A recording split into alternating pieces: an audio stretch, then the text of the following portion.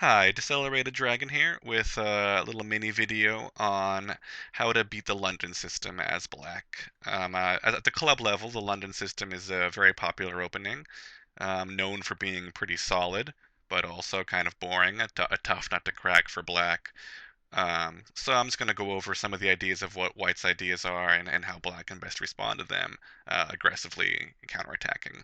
So beginning with d4, d5, bishop f4. This is the move that signals that White will be playing the London system, and White usually plays it pretty much immediately to get the bishop out of that pawn chain, so he can play e3 right away. And I believe that the best response to this is simply to play c5, an aggressive move that immediately attacks the center and limits White's options.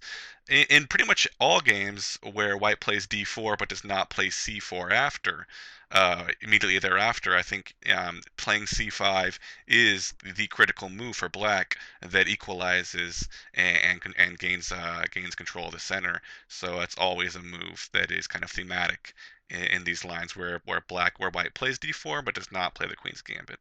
So that's definitely true here as well.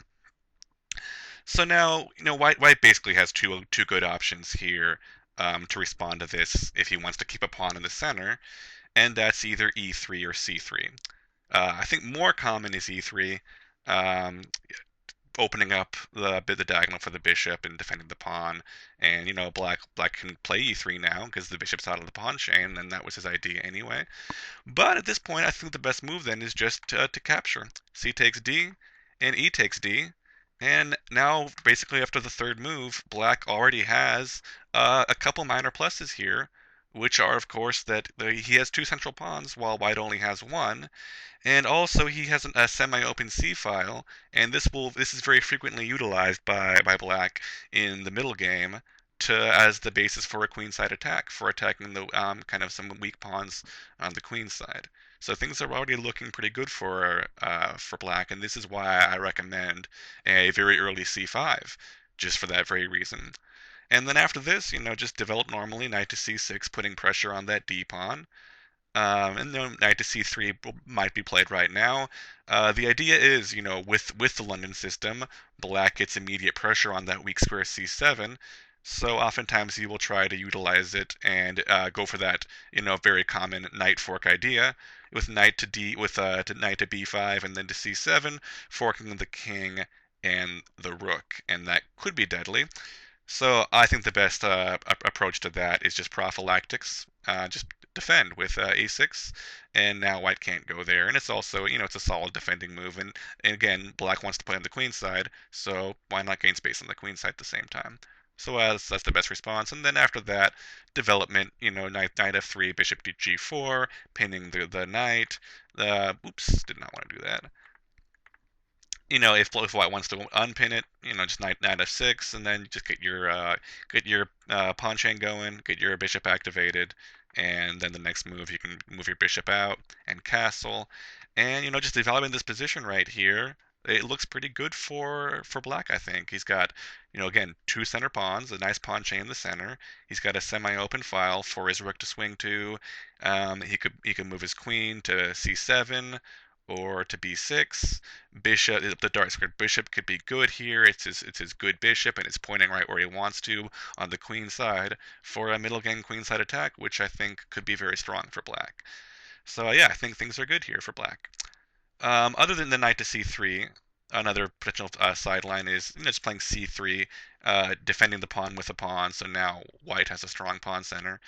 Um, and I think the best response to this is just playing bishop to f5, mimicking white. White with the bishop on f4. His goal is going to be to use the power of his bishops to attack. So if black wants to have a bishop pointing at the queen side, then so will white. And then knight to f3, e6, knight bishop d2, knight f6. And yeah, this is basically just, it's kind of the similar ideas as the knight to c3 line. Again, black has two central pawns, which maybe he can get going later on, and he's got the semi-open c file. So yeah, I think that, if e3 is played, then capturing right away and just playing those moves gives black very good chances, I think, in the queen side. So the other option then that I see fairly frequently is instead of playing responding with e3, white could respond with c3. c3. This way, at least holding on to both central pawns if black does decide to capture right away.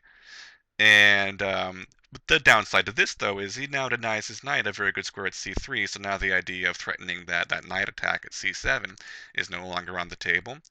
So at this point, I don't think that black wants to capture because he doesn't get that plus. So he'll exercise some patience here and just develop normally again, attacking that d pawn.